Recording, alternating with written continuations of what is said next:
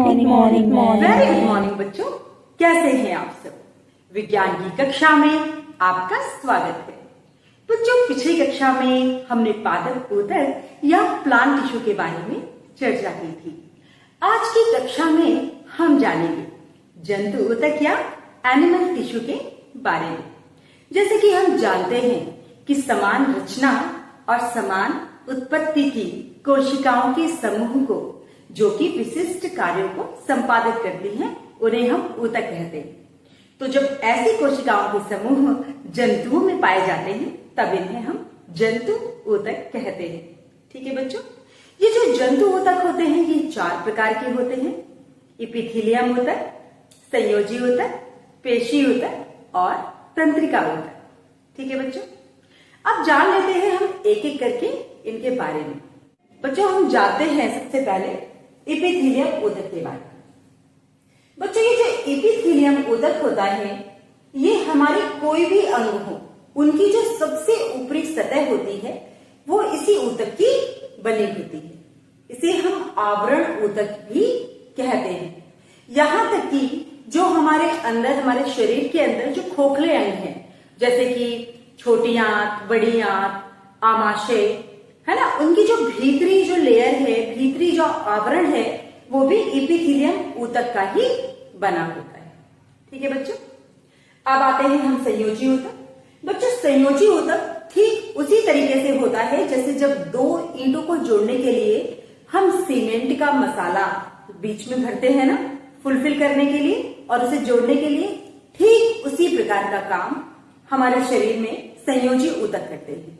2 अंगों को जोड़ना हो या 2 ऊतकों को जोड़ना हो, ये जो संयोजी ऊतक होते हैं ये उन्हें जोड़ने का काम करते हैं। बच्चों, ये जो संयोजी ऊतक होते हैं वो 3 प्रकार के होते हैं। पहला है अंतरालीय ऊतक, दूसरा है अस्थि और उपास्थि, तीसरा है रुधिर या रक्त, जिसे हम ब्लड भी कहते हैं। ठीक है, तो हम पहला देख लेते हैं। बच्चों, जो पहला है अंतरालीय ऊतक, ये क्या करता है, ये 2 अंगों को जोड़ने का काम करता है या 2 ऊतकों को जोड़ने का काम करता है और उनके बीच में जो खाली स्थान होता है उसे भरने का ये काम करता है। जिस प्रकार अभी मैंने बताया कि 2 ईंटों के बीच में जब हम सीमेंट का मसाला लगाते हैं, उसमें कोई भी जगह खाली न रहे और वो मजबूती से जुड़ जाए, ठीक यही काम अंतरालीय ऊतक करते हैं। ठीक है, दूसरा है अस्थि और उपास्थि। बच्चों, हम सभी जानते हैं हमारा पूरा शरीर अस्थियों के ढांचे के ऊपर बना हुआ है ना। तो जो अस्थियों का ढांचा है ये हमारा एक सबसे सुदृढ़ पार्ट है। तो जो हड्डियां हैं जिसे हम अस्थि कहते हैं, ये सबसे कठोर ऊतक है। ठीक है, जो कि कैल्शियम और फास्फोरस से बना होता है। इसके साथ ही उपास्थि सबसे मुलायम हड्डी है जो कि नाक में और कान में पाई जाती है। ठीक है, अब आ जाते हैं हम लोग रुधिर की ओर। बच्चों, ये जो रुधिर होता है ये हमारे शरीर में पाया जाने वाला तरल संयोजी ऊतक है। ऊतक के बारे में बात करें तो केवल और केवल रुधिर ही है जो तरल अवस्था में पाया जाता है। ये जो रुधिर है बच्चों, ये इसके 2 भाग होते हैं। एक होता है प्लाज्मा, जो इसका लिक्विड भाग होता है उसे प्लाज्मा कहते हैं, ये हल्का पीला कलर का होता है। बाकी इसमें रुधिर कणिकाएं मिली होती हैं। तो जो रुधिर कणिकाएं होती है वो 3 प्रकार की होती है जनरली। लाल रुधिर कणिकाएं, श्वेत रुधिर कणिकाएं और प्लेटलेट्स। लाल रुधिर कणिकाएं बच्चों जो होती है उसके कारण ही जो रक्त होता है, रुधिर होता है, उसका रंग लाल होता है और ये ही ऑक्सीजन को पूरी बॉडी में कैरी करता है। ये ऑक्सीजन को पूरी बॉडी में ले जाता है। जब इसकी कमी हो जाती है तो हमें एनीमिया नाम का रोग हो जाता है, जिसे हम लोग रक्त अल्पता भी कहते हैं। इसके लिए हमें आयरन की गोली लेनी चाहिए। ठीक है, और बच्चों इसका जो जीवन काल होता है लाल रुधिर कणिकाओं का, वो लगभग 120 दिन या 4 महीने होता है। ठीक है, अब आ जाते हैं हम लोग श्वेत रुधिर कणिकाएं। श्वेत रुधिर कणिकाएं हमारे शरीर में जो बाहरी रोगाणु होते हैं उनसे रक्षा करने का काम करती है। आपने देखा होगा कि कभी कोई चींटी काट लेती है या कोई मच्छर काट लेता है तो फूल जाता है ना।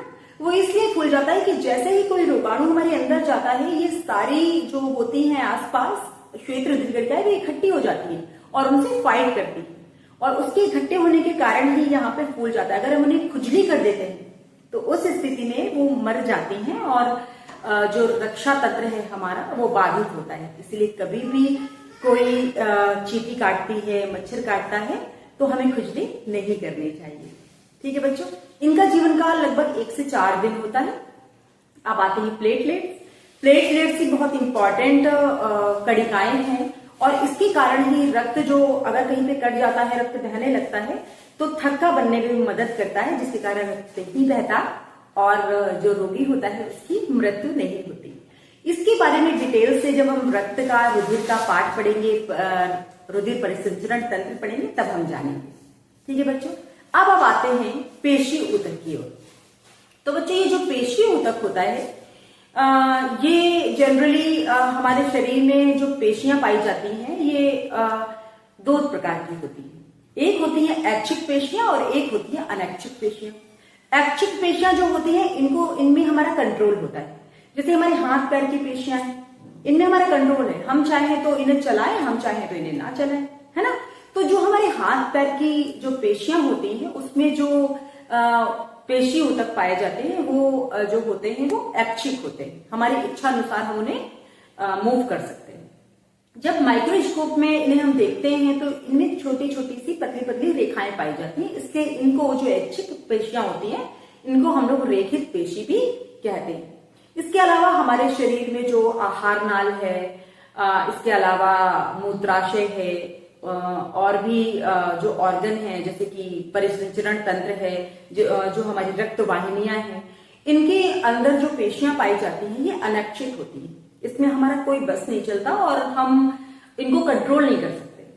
और इन्हें जब हम माइक्रोस्कोप में देखते हैं तो ये प्लेन होती हैं, इनमें कोई रेखाएं नहीं पाई जाती। तो ये जो अनैच्छिक पेशियां होती हैं इनको हम लोग आरेखित पेशी कहते हैं।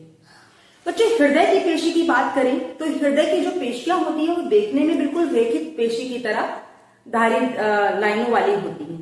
ठीक है, लेकिन ये जो काम करता है हमारी इच्छा से नहीं करता है, ये अपने आप काम करता है। मतलब हमारी इच्छा कोई मैटर नहीं करती, हम इसे नियंत्रित नहीं कर सकते।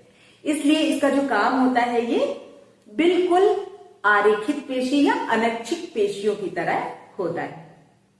ये समझ में आ गया बच्चों। अब आते हैं हम लोग तंत्रिका ऊतक। बच्चों जो तंत्रिका होती है, तंत्रिकाएं होती हैं वो हमारे शरीर की सबसे बड़ी कोशिकाएं होती हैं और इनकी एक खास बात होती है कि ये विभाजित नहीं होती। क्यों नहीं होती? क्योंकि इनमें तारककाय या सेंट्रियोल नहीं पाया जाता। जंतु कोशिकाओं में तारककाय या सेंट्रियोल की भूमिका होती है कोशिका विभाजन की, लेकिन चूंकि तंत्रिका कोशिका में ये नहीं पाया जाता इसलिए तंत्रिकाएं विभाजित नहीं होती। और हमारे पूरे शरीर में तंत्रिकाओं का काम होता है संवेदना और उद्दीपन को हमारे मस्तिष्क तक पहुंचाना। हमारा जो मस्तिष्क होता है, ब्रेन होता है, उसका अधिकांश पार्ट जो होता है वो तंत्रिकाओं से ही मिलकर बना होता है। क्योंकि तंत्रिकाएं विभाजित नहीं होती इसलिए कहा जाता है कि सर पे चोट लगने में काफी दिक्कत हो सकती है, क्योंकि विभाजन नहीं होता तो वो चोट जो होती है वो फुलफिल नहीं होगी। ठीक है बच्चों, तो अभी आपने जाना जंतु ऊतक के बारे में। अब इसके आगे हम जानेंगे परिसंचरण तंत्र के बारे में और भी कई चीजों के बारे में। आज के लिए इतना ही। अब मिलते हैं अगली कक्षा में। तब तक के लिए स्वस्थ रहिए, सुरक्षित रहिए। Bye bye.